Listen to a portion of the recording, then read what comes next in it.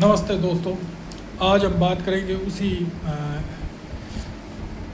Blood shed इन Punjab book के दूसरे chapter Akali Congress rivalry. इसमें शुरू से ही अकाली और 47 के बाद ही लड़ाई शुरू हो गई थी कि पंजाबी बोली को लेके या तरह तरह के जो भी उस दौरान थे कि पंजाबी सूबा बनाने की ये मांग अकालियों की शुरू हो गई थी। हालांकि अकाली और कांग्रेस आज़ादी से पहले गठबंधन भी हुआ था इनका, और महात्मा गांधी ने गुरुद्वारा सुधार लहर में साथ भी दिया था।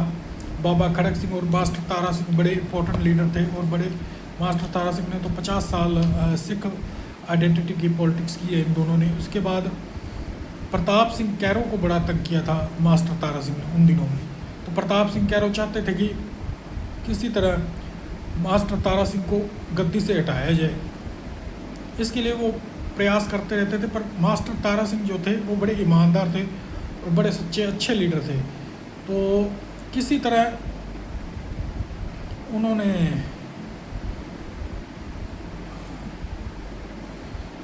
उन दिनों जो ज्ञानी करतार सिंह थे वो पहले अकाली दल के साथ थे, और प्रताप सिंह कैरो ने उन्हें वो अकाली दल छोड़ के प्रताप सिंह कैरो के साथ कांग्रेस के साथ चले गए थे। और उन्होंने 1957 में जो SGPC इलेक्शन भी लड़े, सिख संगत बोर्ड की बनाया था कांग्रेस, जो कांग्रेस सपोर्ट था ज्ञानी करतार सिंह को, और वो बुरी तरह हारे, 6 सीटें आई सिर्फ उनको। उसके बाद कैरो जो थे मुख्यमंत्री, वो बड़े बेचैन रहते थे किस तरह मैं मास्टर तारा सिंह को यहाँ से हटाऊँ, और इसके लिए वो निरंतर प्रयास करते रहते थे। उन्हीं दिनों उन्होंने उत्तम सिंह दुग्गल और लक्ष्मण सिंह गिल, जो बाद में जाके चीफ मिनिस्टर बने थे, उनको नियुक्त किया था कि किसी तरह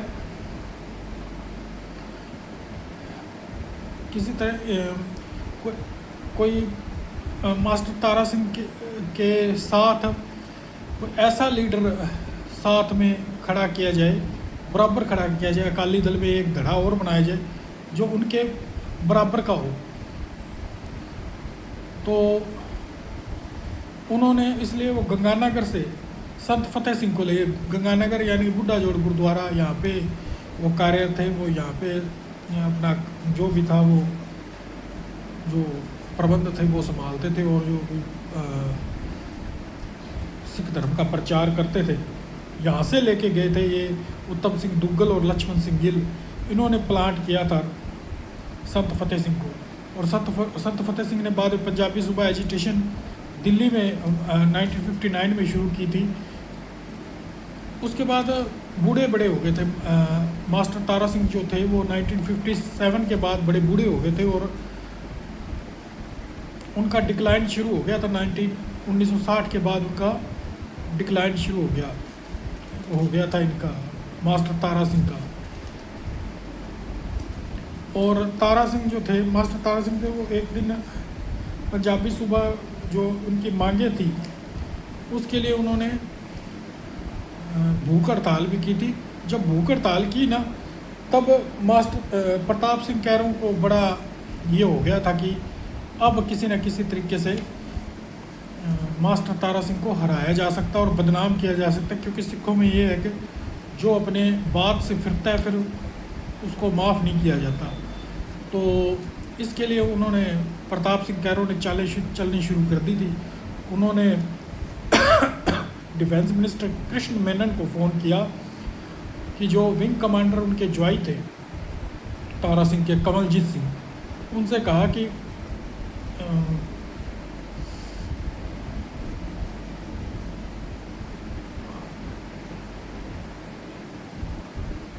उनको प्रेशराइज किया कि किसी तरह उनका जो जो भूख हड़ताल है वो तोड़ी जाए।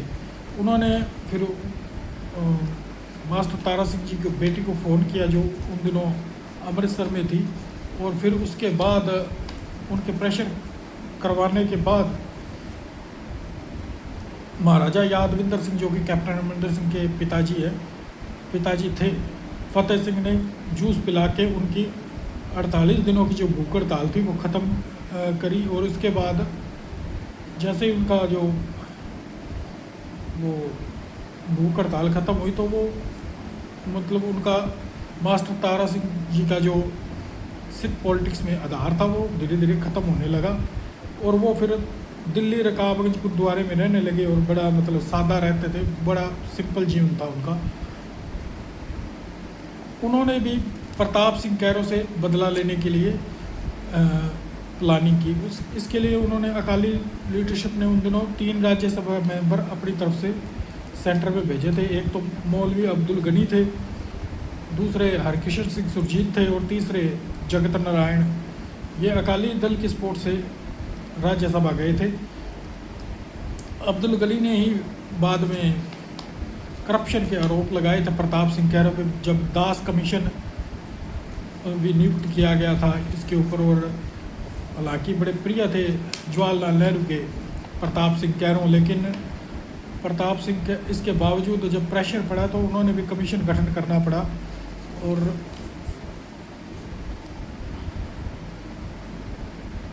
उसके बाद जब उन्होंने इस्तीफ़ा दे दिया प्रताप सिंह कैरो ने, तो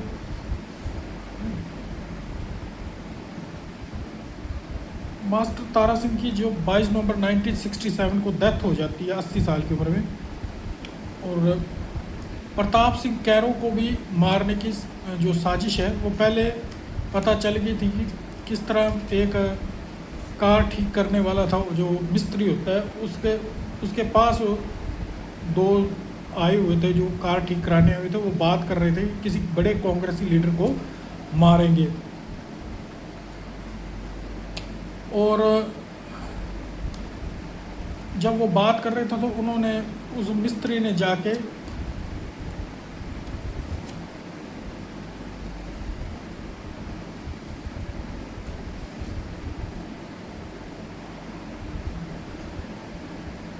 वो गुलजारी लाल नंदा के पास गया और उसने सारी बात बता दी, किसी बड़े कांग्रेस लीडर को मारने की साजिश चल रही है। तो उन दिनों में गुलजारी लाल नंदा बड़े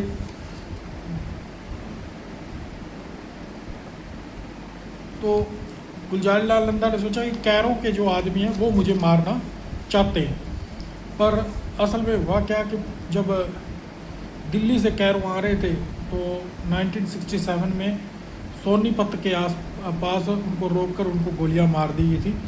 और उसके बाद उनका किलर जो सुच्चा सिंह था वो अरेस्ट भी हो गया था। उनके जो 2 लड़के थे उन्होंने दरबारा सिंह पे आरोप लगाया था। दरबारा सिंह ये नहीं जो बाद में मुख्यमंत्री, वो नहीं, वो दूसरे दरबारा सिंह थे।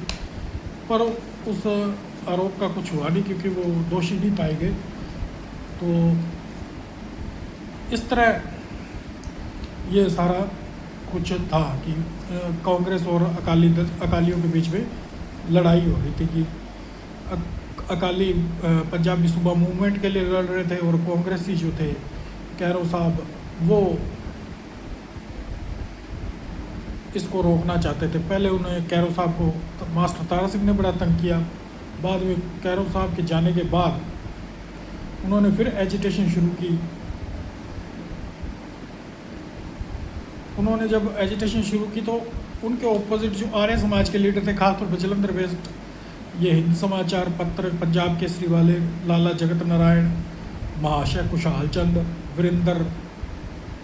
अब ये मैंने इनका वर्जन कभी पढ़ा नहीं है वैसे कि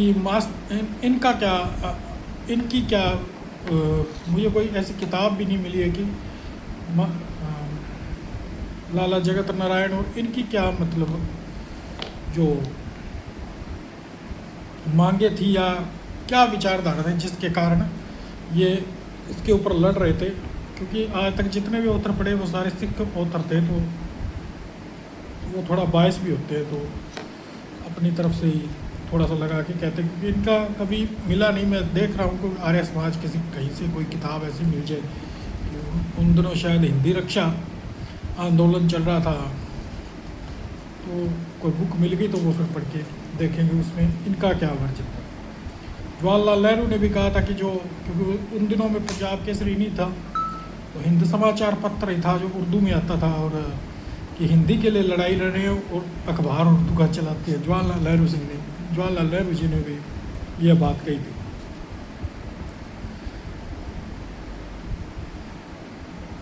उन्हीं दिनों में एजिटेशन चल रही थी, तो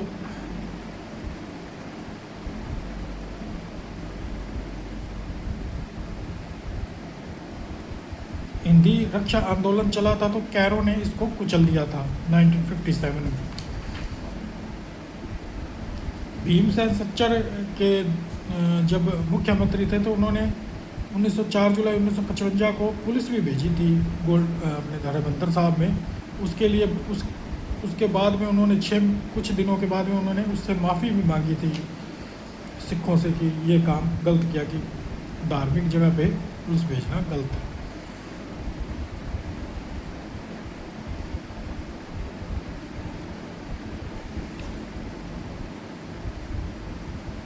रीजनल जो फार्मूला था, उसके तहत जो प्रोटेस्ट था वो शुरू कर उन दिनों में ज्ञानी करतार सिंह और ज्ञान सिंह राड़ेवाला जो संत थे, इन्होंने शुरू किया था कि रीजनल जो कि पंजाबी सूबा की जो मूवमेंट थी, इन्होंने उठाया था। इनके ऑपोजिट जो हिंदी एजिटेशन थी वो भी चल रही थी। ज्ञानी करतार सिंह और ज्ञान सिंह राड़ेवाला दोनों ही कांग्रेस के लीडर थे 1965। उसके बाद संत फतेह सिंह भी पंजाबी सूबा मूवमेंट का आंदोलन शुरू कर देते हैं, और महाराजा यादविंदर सिंह जो कैप्टन अमरिंदर सिंह के पिताजी थे, उनकी रिक्वेस्ट पे, क्योंकि 1965 में पाकिस्तान ने अटैक कर दिया था, तो संत फतेह सिंह अपना वो ख़त्म करते हैं और अपील करते हैं सारे सिखों से कि इसमें देश के लिए खड़े हों और देश को इस समय ज़रूरत है। तो उसके बाद सारे देशवासी जो पंजाब के लोग थे वो खुद लड़े हैं सरहदों पे, वो बड़ी बहादुरी के साथ लड़े हैं। और खेमकरण में ज्ञानी गुरमुख सिंह मुसाफिर जो कांग्रेस के लीडर थे, बड़े हाई रिस्पेक्टेड थे, सुरजीत सिंह गटवाल, अनूप सिंह, ये सब उन दिनों में वहाँ पे मौजूद थे जब खेमकरण में जो लड़ाई चल रही थी।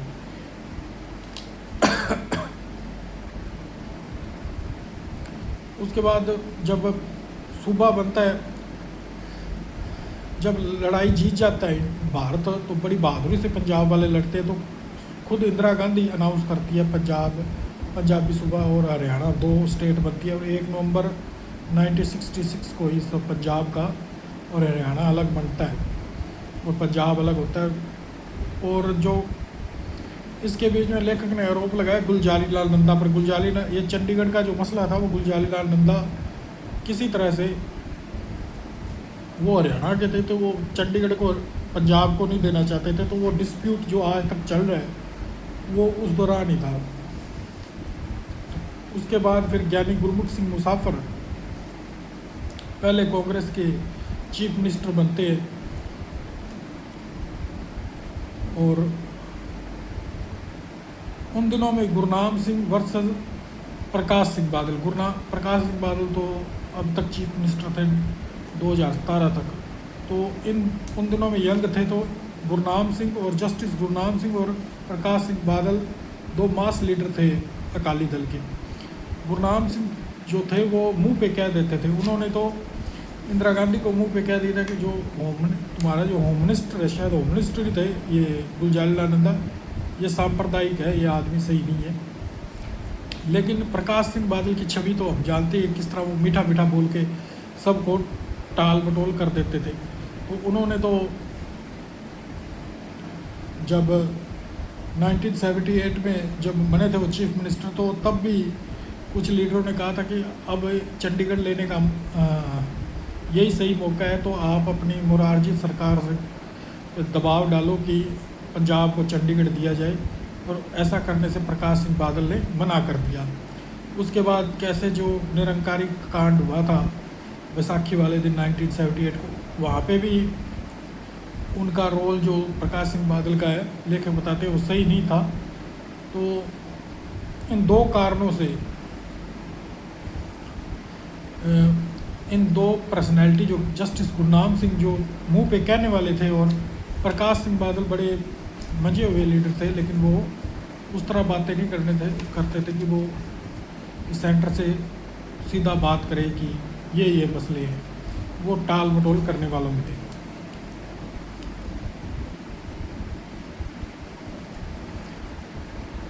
कांग्रेस ज्ञानी जैल सिंह ने अकालियों को तोड़ने के लिए लक्ष्मण सिंह गिल का सपोर्ट किया, और डॉक्टर जगजीत सिंह चौहान जो कि पाकिस्तान ने जिनको खड़ा किया था कि खालिस्तान, सबसे पहले जो खालिस्तान की बात की थी 1971 में बाहर जाके, वो डॉक्टर जगजीत सिंह चौहान थे। वो फाइनेंस मिनिस्टर थे उन दिनों में, लक्ष्मण सिंह गिल की मिनिस्ट्री में।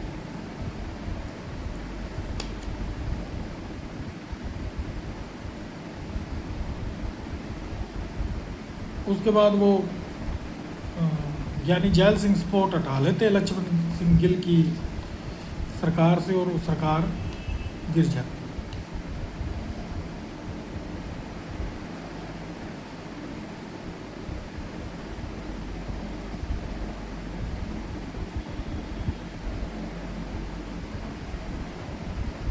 और दर्शन सिंह फेरूमान भी उन दिनों में हुए थे। उन्होंने भी पंजाब जो चंडीगढ़ पंजाब को नहीं दिया, उस पर भी उन्होंने भूख हड़ताल की थी।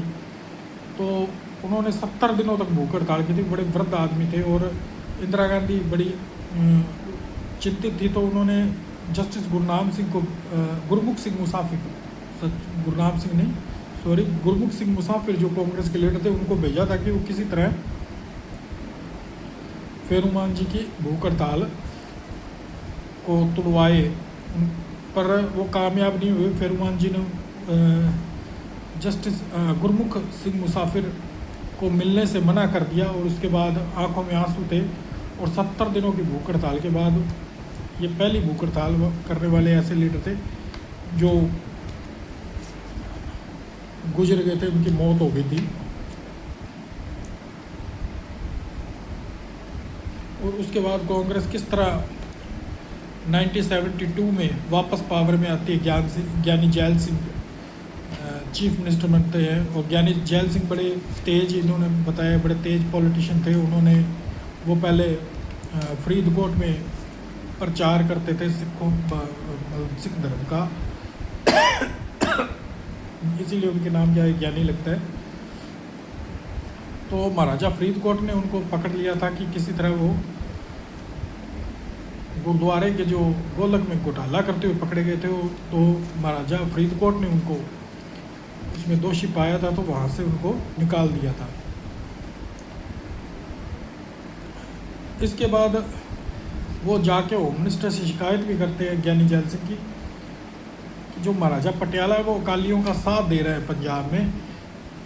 तो जैसे ही लेखक को पता चलता है, तो वो सारी बात समझाते हैं कि महाराजा पटियाला के लगने का कारण ये है कि इनको दोषी पाया था फ्रॉड करते हुए, तो करके ये महाराजा फरीदकोट की शिकायत कर रहे हैं, लेकिन ऐसा कुछ है नहीं।